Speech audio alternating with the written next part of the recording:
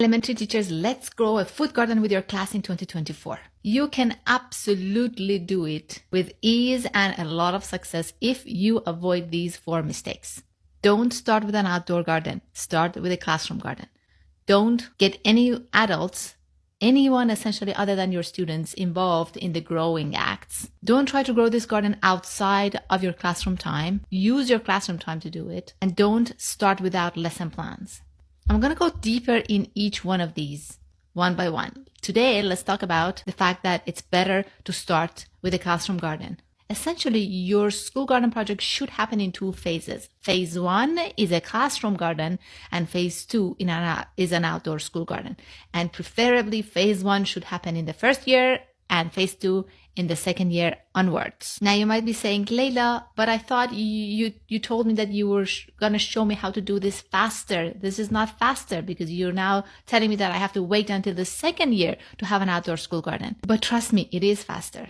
And it is definitely much more successful to do it this way. You're a teacher. You understand that certain material and skills need to be introduced after some other skills have been gained. You can't just jump to the material of grade 10 when your students are in grade 8. They have to learn the skills and gain the knowledge that takes them there. This 2-phase plan works the same way. When you grow a successful classroom garden, you gain the fundamental knowledge of growing that you need. Plus, you'll gain the experience of teaching in a garden in a much more controlled and easy environment that will prepare you for your outdoor school garden next year. Also, a classroom garden is really enough.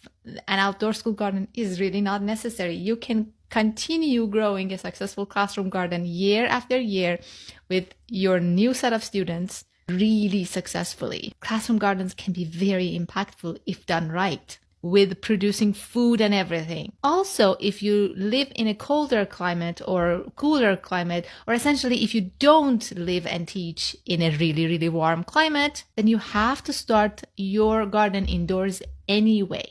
So why not take advantage of that and do a really big and impressive one the first year, which would also let you gain the knowledge and skills that's required to get you to the outdoor garden.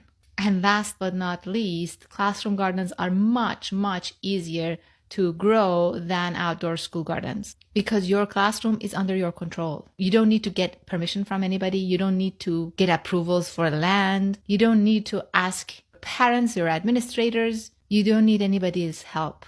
It's all you and your students, your curriculum, and what you want to teach, which helps you focus on what really matters, teaching your curriculum in this garden. Pay attention. This is very, very important. Most often, education, which is supposed to be the main point of all this, gets lost in the noise of an outdoor school garden.